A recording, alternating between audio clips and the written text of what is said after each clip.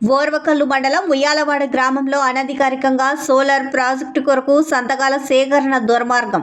AP రైతు సంఘం జిల్లా ప్రధాన కార్యదర్శి జి రామకృష్ణ ఈరోజు ఓర్వకల్లు మండలం ఉయ్యాలవాడ గ్రామంలో అనధికారికంగా సోలార్ ప్రాజెక్టు కొరకు సంతకాల సేకరణ విషయంపై కార్మిక కర్షక భవన్ కర్నూలులో ఏపీ రైతు సంఘం జిల్లా ప్రధాన కార్యదర్శి జి రామకృష్ణ, ఆంధ్రప్రదేశ్ వ్యవసాయ కార్మిక సంఘం జిల్లా సహాయక కార్యదర్శి బి నాగన్న, ఉయ్యాలవాడ గ్రామ రైతు నాయకులు సురేష్ రెడ్డి, మహబూబ్ బాషా రైతులతో సమావేశమయ్యారు.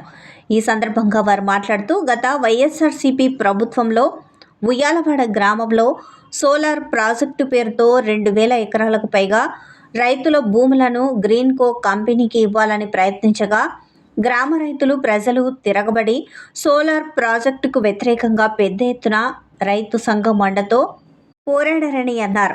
ఇప్పుడున్న కూటమి ప్రభుత్వం ఎన్నికల ముందు ప్రచారంలో భాగంగా మేము అధికారంలోకి వస్తే సోలార్ ప్రాజెక్టు రాకుండా రైతులను ఆదుకుంటామని హామీ ఇచ్చారని, కానీ అధికారంలోకి వచ్చిన కూటమి ప్రభుత్వం పదే గ్రీన్కో ప్రాజెక్టుకు భూములను కట్టబెట్టేందుకు ప్రయత్నిస్తోందని ఆవేదన వ్యక్తం చేశారు. బోర్వకల్ తహసీల్దార్ పేరుతో గ్రామంలో కొంతమంది అనధికారికంగా గ్రామంలో తిరిగి రైతుల వద్ద సంతకాలు సేకరించడం దుర్మార్గమైన చర్య అని విమర్శించారు.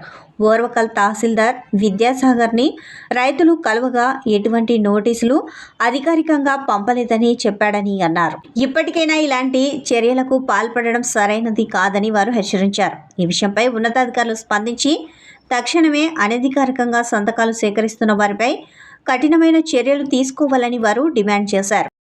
ఉయ్యాలవాడ గ్రామంలో భూమి ఎటువంటి భూమి అంటే చాలా సారవంతమైనటువంటి భూమి, బలమైనటువంటి భూమి.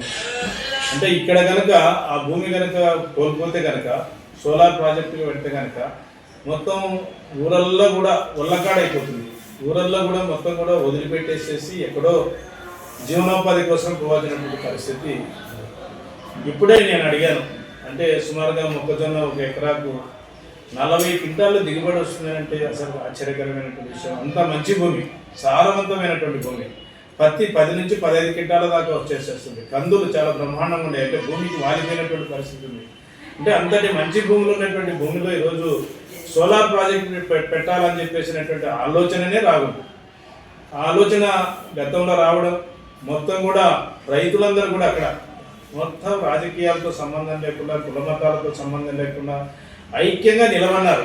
మా ఊర్లో సోలార్ ప్రాజెక్టు వద్దే వద్దు, పెట్టవద్దండి, పెడితే కనుక మా జీవితాలన్నీ కూడా నాశనం అయిపోతాయని చెప్పేసి గత 2 సంవత్సరాల కాలంలోనే, 2 సంవత్సరాల క్రితమే వారందరూ కూడా ఊరందరూ కూడా ఐక్యమే ఆ రకంగా గ్రామ సభలో ఏకగ్రీవంగా తీర్మానం చేసి పంపించినారు.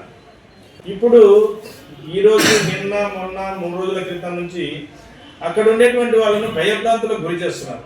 అసలు ఎంఆర్ తహసీల్దార్ గారు నేను ఇప్పుడే మాట్లాడినా, చరవాణిలో మాట్లాడితే ఆయన చెప్పింది ఏమిటంటే అసలు మా నుంచి ఎటువంటి నోటీస్ రాలేదు, మేము ఎటువంటి నోటీస్ పంపలేదు. అయినా కొంతమంది ఏదో ఇల్లు తిరిగి సంతకాలు పెట్టిస్తున్నారంట, బొటికినేలు గుర్తులు పెట్టిస్తున్నారంట. మీరు ఇస్తే కనుక మీ భూమి వస్తుంది అని చెప్పేసి ఎవడు చెప్పినాడు? అసలు మీకు భూమికి నష్టపరిహారం రాదు అని చెప్పేసి ఎవడు చెప్పినాడు? అసలు నష్టపరిహారం ఎవడు అడిగినాడు? వీళ్ళని అడిగినారా నష్టపరిహారం ఇవ్వమని చెప్పేసి? ఎకరా ₹1 కోటి విలువ చేస్తుంది. ఎకరా ₹1 కోటి విలువ చేస్తుంది. అట్లాంటి భూమిని ఈరోజు ఏదో 3 లక్షలు, 4 లక్షలు, 5 లక్షలు, 6 లక్షలు జబర్దస్తుకునేటువంటి వాళ్ళకి ఇవ్వాలని చెప్పేసినటువంటిది లేదు. కాబట్టి మాది ఓర్వకల్ మండలం ఉయ్యాలవాడ గ్రామం. నేను మహబూబ్ బాషా అనే రైతుని. గత ప్రభుత్వంలో వైఎస్ఆర్సీపీ గవర్నమెంట్ ఉన్నప్పుడు సోలార్ ఏదో పెట్టాలనేసి ప్రయత్నాలు చేయడం మొదలుపెట్టినారు. మేము ఆ రోజు గత ఎమ్మెల్యే గారి ఇంటి దగ్గరికి పోయి అక్కడి నుండి ధర్నాలు చేసుకుంటూ కోర్టు కేసి స్టే తెచ్చినాము. సోలార్ అనే ఊసు లేకుండా చేయాలని. ఎలక్షన్ల ముందు కూడా గత ఎమ్మెల్యే గారు సోలార్ రాకుండా చేస్తా, నాకు భారీ మెజార్టీ ఇవ్వండి అని అడగడం జరిగింది. అది కూడా ఇచ్చాము, భారీ మెజార్టీలో గెలిపించాము. కానీ ఈరోజు ఏదో మళ్ళీ సోలార్ పెట్టాలని, ఉయ్యాలవాడలో సోలార్ పెట్టాలనే ప్రయత్నాలు, అవి కూడా దొంగ ప్రయత్నాలు చేస్తూ ఉన్నారు. అంటే వాళ్ళకి ఎటువంటి ఆధారాలు లేవు, శాంక్షన్ లేదు, ఏం లేదు.